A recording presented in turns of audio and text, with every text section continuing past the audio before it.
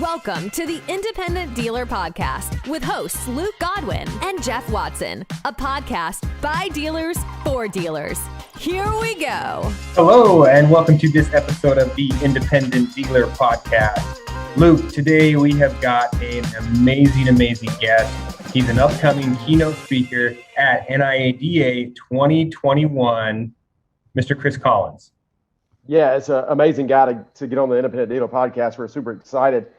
Chris, please introduce yourself to the independent dealer community. I am Chris Collins, and I'm a beard model. How about that?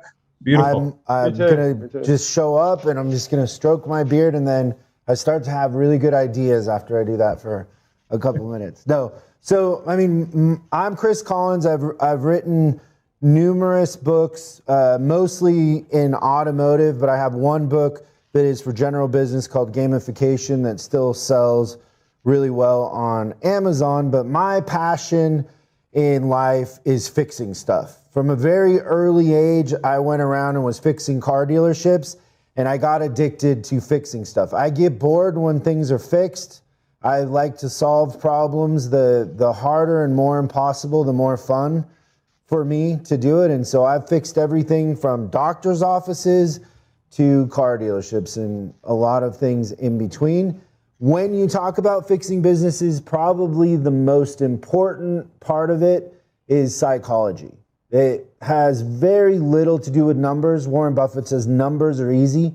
It's the people that complicate everything, and I find that to be very true. In fact, years ago when I was single, I dated a shrink, and she said that I knew more about psychology than she would ever know, because of the automotive industry and what the people that I've dealt with. But yeah, I'd love to fix stuff. The harder the problem, the more excited I get.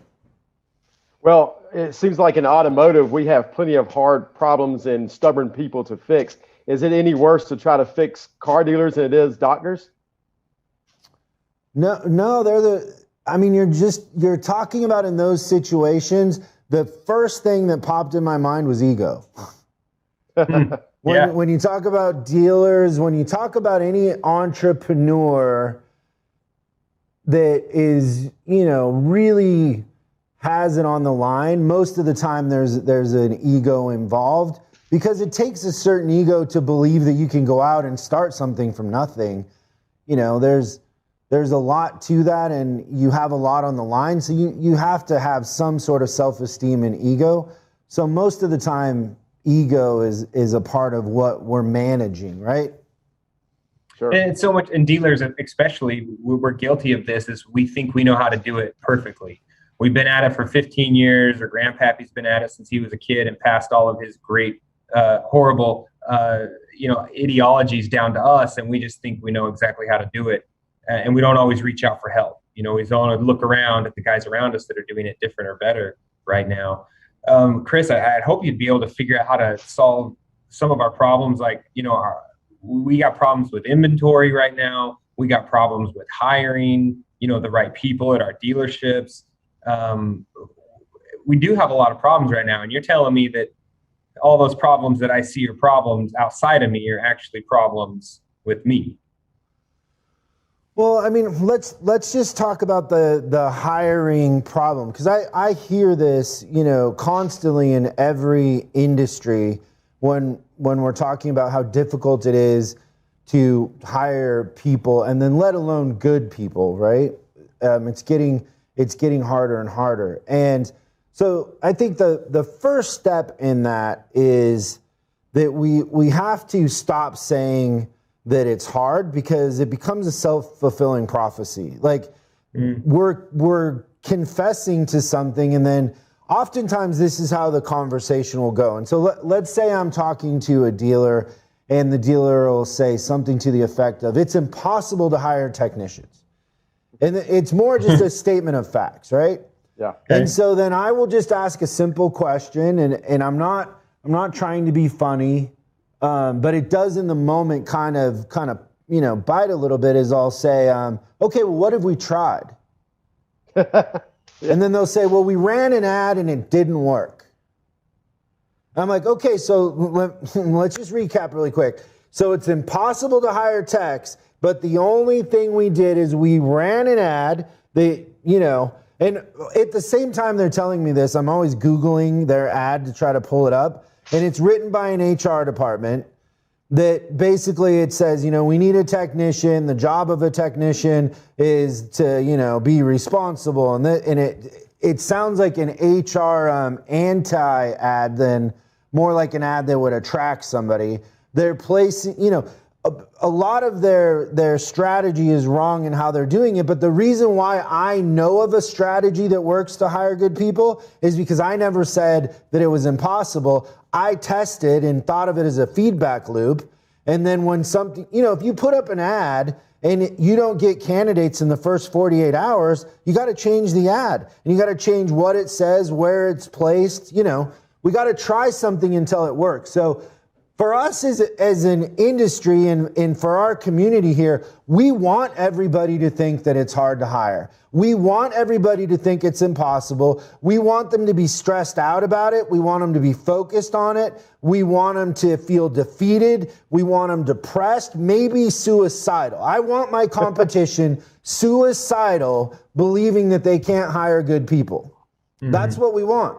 But we need to be on the other side of that. And we need to have a different strategy, and we need to have some tools in our toolbox that while we're feeding to the idea that it's hard, we're actually, doing things that are successful and having the pick of the litter. Because there is, somebody out there is successful, and why can't it be us?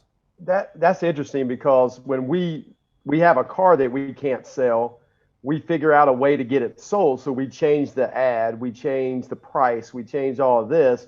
But when it comes to hiring, we don't think about that.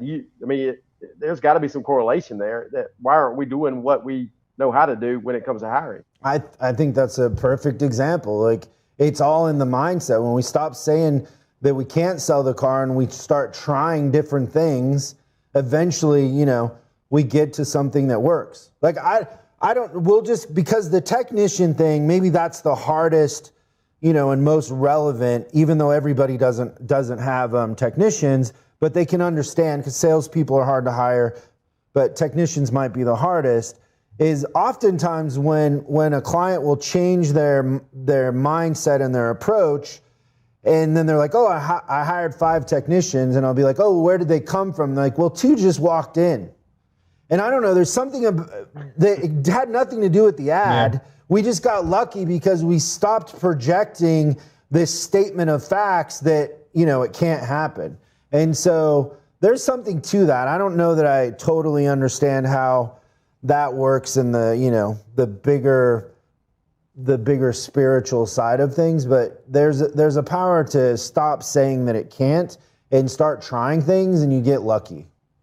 It's so interesting you say that, because it's been such a theme of when you say it's impossible to hire, it's like, well, it's impossible to hire the way you used to hire. And you're still trying to do these things. You're still trying to hire. You're still trying to source inventory. You're still trying to get people the way you used to do it. And it's not working now, but you still do it, which is, they talk about the definition of insanity. It's like, well, yeah, of course you're going back crazy because you're trying to do it the same way you always did it. Why wouldn't you change it up? And does that come down to mindset, Chris? Is that just like, do we get stuck in these like ruts of mindset? Well, I always go to the auction and raise my hand to buy cars. And now I can't do that anymore. So I just don't have any cars. Yeah. I think it's easier in a sense to say it's hard because we're making an excuse for ourselves. And a lot of times too, I think it's fear of success also, right? Like, for example, I was in a situation with somebody who owns a bookstore the other day, and he's got millions of dollars in books that are in warehouses that aren't up online for sale. And so nobody knows about these books, but it's tying up cash in the business, right? And so I just kind of, because I understand people, and in theory, it's so easy to hire somebody to start scanning these and putting them up on a website. There are some nuances to ones that are out of print and that sort of thing, but it's something that can be figured out pretty easily. And so I stopped and I just looked him right in the eye, and I was like, do you want to sell these books? Like, are you sure you're not emotionally attached to this as a collection? Because, it is a collection. And, just understanding that human nature, it's sometimes we're sabotaging ourselves, and there's another thing working behind the scenes in our subconscious that maybe we don't want to sell the books, right? Maybe we want to hold on to them, and we'd rather have the pain of cash flow issues than get rid of something that represents something else. And so a lot of times what we say and what we mean, there isn't a lot of congruency in that. And I wanted to say one other thing when we talk about when we make the statement that it's hard to hire or impossible to hire.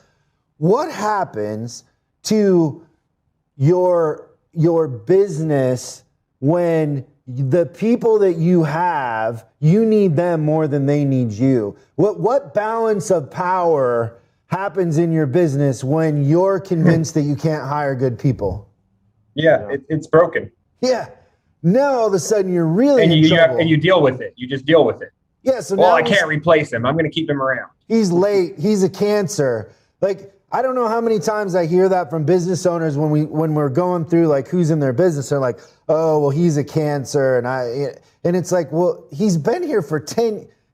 Did we know 10 years ago that he wasn't on board, didn't really care, like, and so that's the other thing is if we don't figure out when everybody else can't figure it out, if we don't figure it out and have a different mindset, there's other problems that stack up against us that really make it hard to function day to day because we're held hostage with the current employees we have if they don't understand that we have other options, right? A lot of times when I go into a business, I will interview and I will have everybody see me interview just so they know that I have options. I've literally interviewed people like, have you guys ever ran an ad for a position? Like, let's say I run an ad for a salesperson, and I get people that have nothing to do with sales, like they've been in janitorial or whatever, and they apply. I literally will interview them, and when they leave, I'm like, oh, he's really good, I'm really excited, just to change the balance of power psychologically,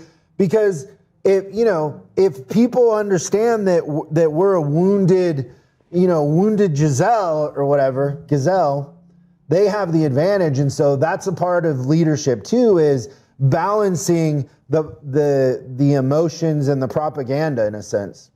That's very interesting because I have felt it's been impossible to hire lately. And it partially is my mindset or fear, almost like a fear of growth. I mean, how big do we want to be? How fast do we want to get there? And then when we start losing employees, I feel like I'm in trouble because now my other employees are like sharks in the water, and I'm leaking blood, and they're about to attack.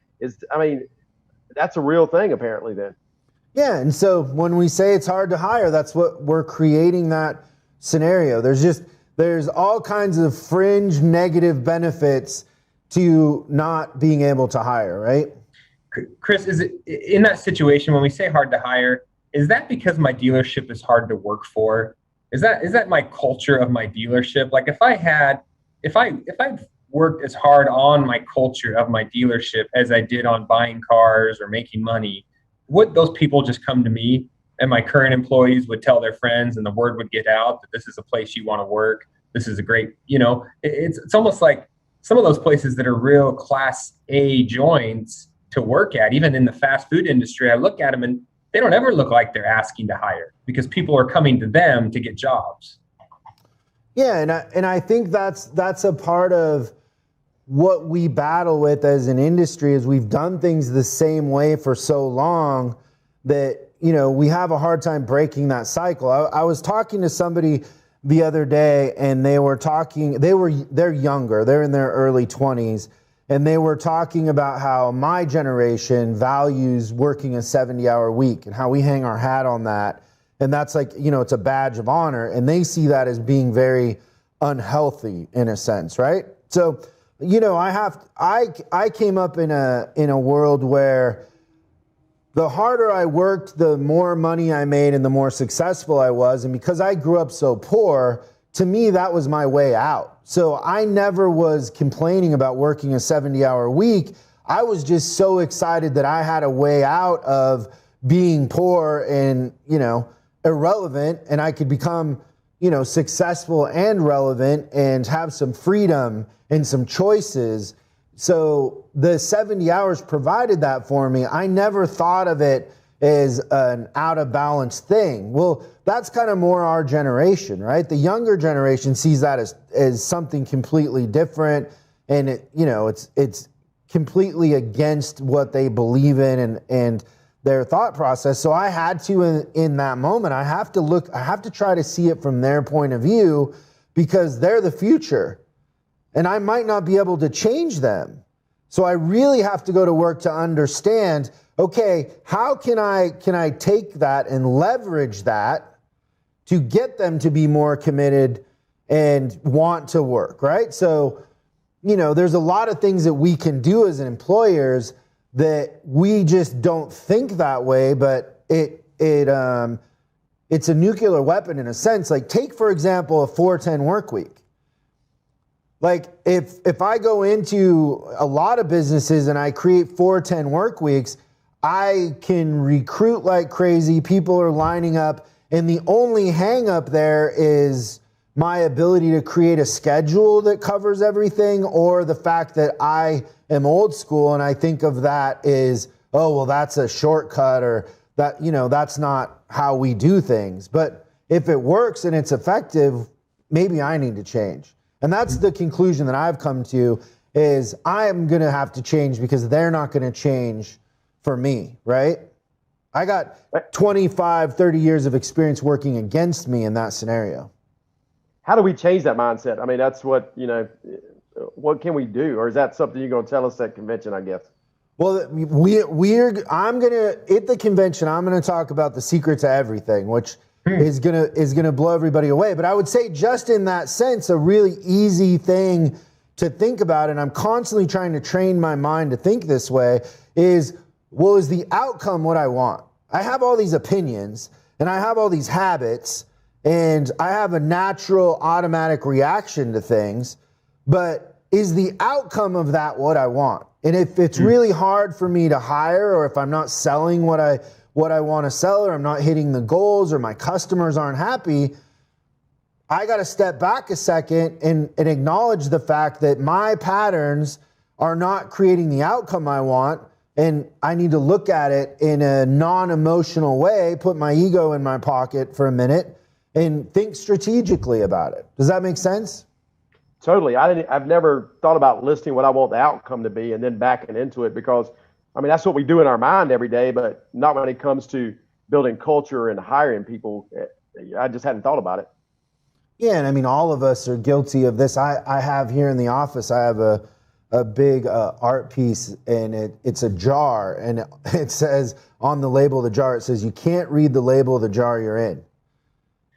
And I mean, so it's easy for somebody to come in from the outside and look at my business and have a fresh perspective, but I'll tell you all day long why things are this way or that way, because I'm in it and I'm in the jar, right? And so there's a certain advantage too to being in a community with other entrepreneurs and sharing ideas and helping each other and giving each other, constructive feedback in the spirit of us all getting better, and moving along together, and the industry changing with the consumers, because the consumers and technology are changing at a rapid pace, and we seem as an industry to change a little slower than everybody else. I agree. And COVID has sped up that change. Have you seen what COVID has done to culture and businesses as a whole? Do you notice anything different? Yeah. So, I mean, let's just talk about what culture means for a second, and then we can talk about how COVID has affected that, because I think it has. But I think that for a long time in business, what culture has been misunderstood. So I will have, somebody come to me and they will say, I just want my people to be happy. I just want them to be happy. My culture isn't good. And I'll say, okay, so the idea of a good culture is happy people. And that is not what culture is at all. What culture is the opposite of chaos. So like, take for example, like we live in America, or Canada could be the same. I grew up in Mexico as a missionary's kid. And I grew up in Tijuana, Mexico, a really, really rough part. When I was 5 years old, my mom and my stepdad used to role play them trying to stuff me into a car and getting kidnapped. And they wanted me to bite, kick, scratch.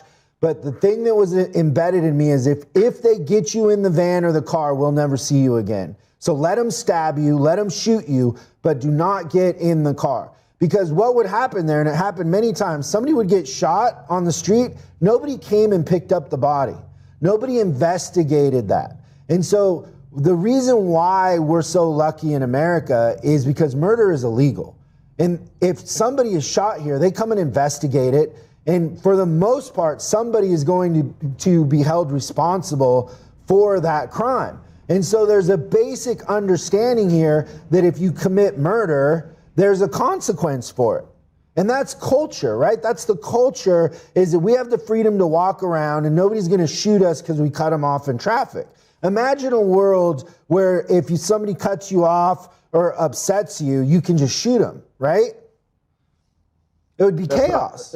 Chaos. Right. And so it's the same thing in our business is we perceive culture to be making our employees happy, but you can't make employees happy. I've never been able to make anybody happy, but I can recruit people that are happy. I can recruit people that perform. And so, it's like with a salesperson. If you hire a salesperson that's selling 2 cars somewhere else, there's no reason to expect that they're going to sell 20 cars for us. But if I hire somebody that's selling 20 cars, there's a pretty good chance they'll sell 20 cars for us because that's their self-esteem. That's how they see themselves, right? So if you give me 5 salespeople selling 2 cars and you're like, Chris, fix the culture, make them happy. Well, how much work is it for me to make 2-car Sam happy? Yeah, full-time job. And it's a bottomless pit. And so culture is about having standards and rules and attracting people that perform into those standards and rules. If I have a group of salespeople that are all selling 20 cars a month and I bring in somebody who's selling 2, there's a chance that 2-car Tim or whatever is going to poison my well, right? Sure. And I would hope that my culture is strong enough that he just wouldn't fit in and they would run him off. I mean, that's really what a culture of performance is that the culture is so strong that somebody who won't perform goes away in 30 days because they can't hang. And so culture is about having minimum requirements, about having standards, about having boundaries for what we're willing to accept, and being good at recruiting people into that's already how they think, or they're a natural fit for that. And so a lot of times you come into an underperforming business, and I don't care if it's a restaurant, a doctor's office, a gym, whatever it is, if they're losing money and underperforming, there's a good chance that I'm not going to be able to convince everybody that's there to pick up a shovel and start digging because they're too self-involved and they don't care. And if I'm just focused on making them happy, I'll never fix the business. So what I have to do is I have to come in with some standards, some self-esteem for what I expect, what we believe we're capable of, and then build from there. But that's where I think that we get culture wrong, is we don't understand that the opposite of culture is chaos. And culture is really about attracting people that have the same beliefs, the same work ethic, the same values that we have for performance, and then building off of that, not trying to shove somebody who doesn't share that into our beliefs. Because it's, that happened when they were kids, their parenting, their childhood. If they have a different, makeup and trauma and all the things that are working against them, I can't fix that. Yeah. I mean, are we just beating our head against the wall to think that we have an employee or someone that we can change, that we can change their comp plan, change their motivation, change their stuff? Or or you're saying we just need to accept the fact that you got to cut bait and move on? So my approach to fixing things is always that I give everybody a chance. So I come in and I explain to everybody where we're at. I'm a really good communicator. I'm a pretty good storyteller. And then I put minimum requirements in place. And most of the time, you would be surprised, just putting minimum requirements in place, the guy that's selling 6 cars sells 10. Because now they have a standard that they have to perform to or they lose their job. Mm-hmm. And then I go, well, why don't we just go to 12? And then we go to 12 and somehow they figure out how to get to 12 because I'm very clear in what the expectations are and how you get there, right? And so I'll give them training, I'll give them encouragement along the way, but I have to have boundaries. Murder has to be illegal, and I call it the murder line. You have to have a murder line. That's interesting. And so then they fire themselves. And that's what I prefer, because I hate to fire. Yeah. I don't like to fire anybody. I'd much prefer that they fire themselves. I do too. It always makes it less messy, right? Yeah. So, and back to, now we know what culture is. What has COVID done and the environment we've been living in for the last 60 months, what has it done to affect our culture in general in business? Well, so let's say that you previously had a culture of underperformance and entitlement, and then you bring COVID into the equation, you have people that panic, you have people that get depressed, they overreact, right? We lose focus of the customer, and in COVID, a lot of businesses gained market share because they were a solution to the customers. They could adapt because their focus was performance in the customers. And so I think you saw a real divide between the strong cultures and what they offered and how they grew market share during this, and the ones that had cultures of entitlement and how they constantly were closing, people weren't showing up, and they didn't have a lot to build on because they didn't have the right people to begin with. That's very interesting, because I believe that you see that in every business that you've gone to, where great businesses gain market share and the ones who were just kind of on the fence got worse. I think the longer this stretches on, though, it's starting to really put a stress even on good businesses. You think that's the case or no? Well, I think that we're in a unique situation that I've been reading a lot and trying to understand, and I would be curious what you guys think of, is that what I'm noticing with the businesses that have survived and that are gaining market share is one thing that's happening is they're dramatically raising their prices. There's a layer of price elasticity that's happening right now that's a layer of inflation that I don't think shows up in the inflation numbers. I mean, I'll give you an example. There's a restaurant here in LA that, Michelin star, one of my favorite restaurants, and I went in there for dinner the other night, and a $60 bottle of wine that there was $120 before is now $500. Ooh. And the prices of trainers and gyms, and they're realizing that they have an advantage, and if the gym is the only one that's open, then they can charge more, and they're charging more. And that's a business strategy, but it is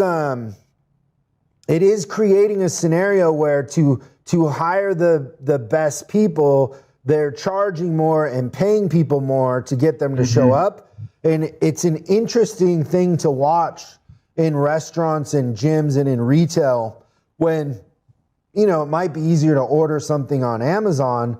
A lot of retail, clothing department stores are trying to navigate and figure that out. And one part of it is they're dramatically raising their prices, and their margins are going to be higher, but I think they're spending that on personnel and on like some restaurants here in LA had to build outside facilities. It was hundreds of thousands of dollars. The consumer's going to pay for that in the end. So But the ones that had the culture of performance and a real team that was in it and used to challenges, used to taking on new challenges and endeavors, definitely you can tell that the mindset has gained them market share, where other businesses I've seen close and come and go and struggle.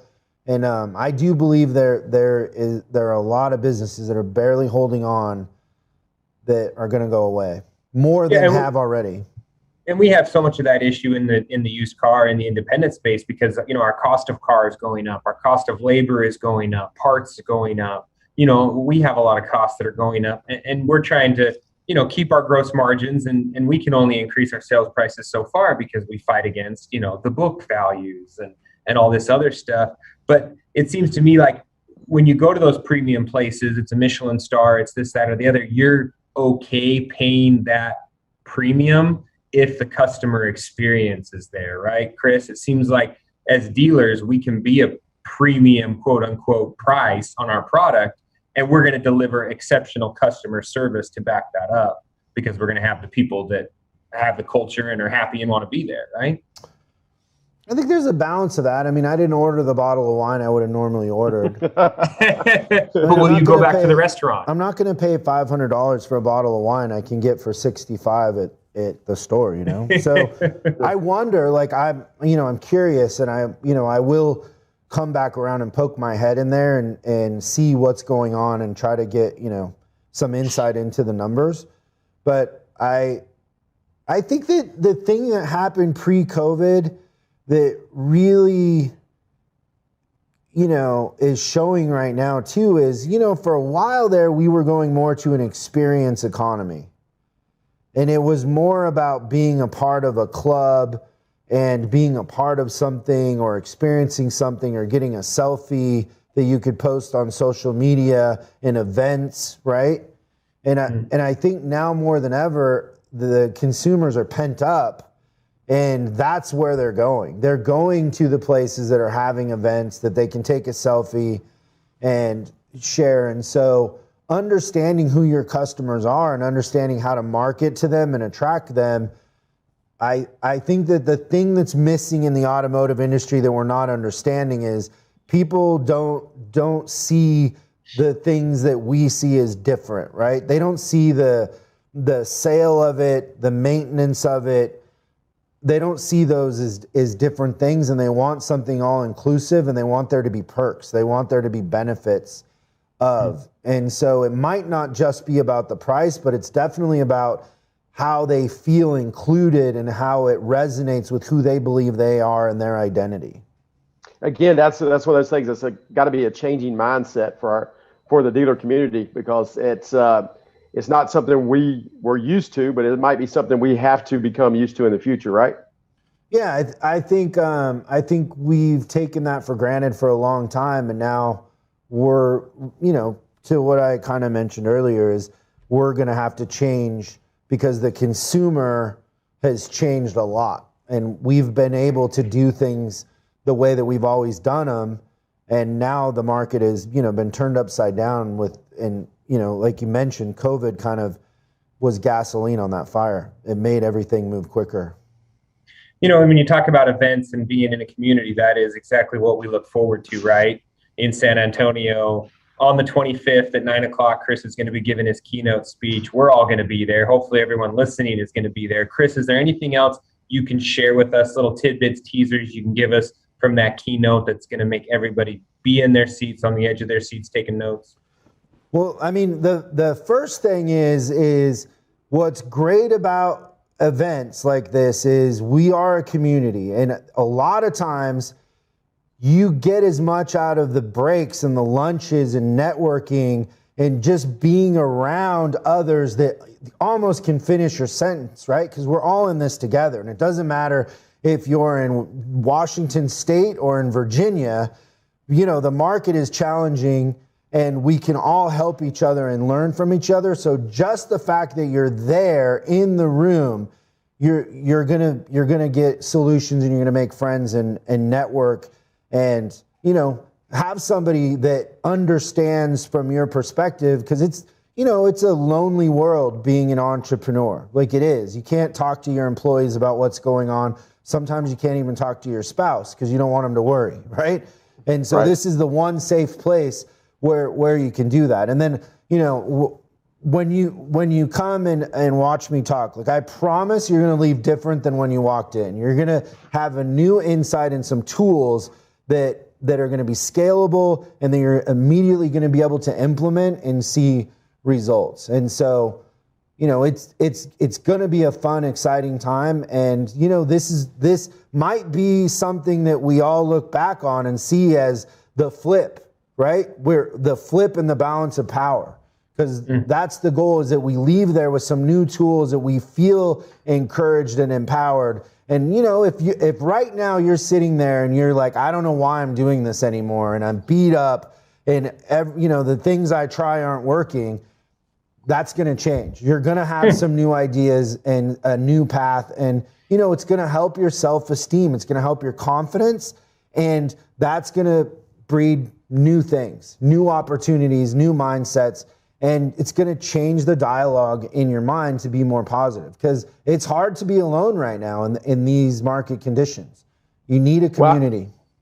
Well, I totally agree. And I guess it's the secret to everything, right, Chris? Yep, that's it. It is the secret to everything. My new book, the cover is a normal cover, and I won't tell you the title, but when you open it up, there's like a Fabio on a horse with a sword, and it says the real title is The Secret to Everything, because that's what it is, and that's what we're going to talk about. And you will see things different when you leave. You'll have a new perspective that'll be empowering. Man, well, I can't wait. I can't wait either. Yeah, thank you, Chris.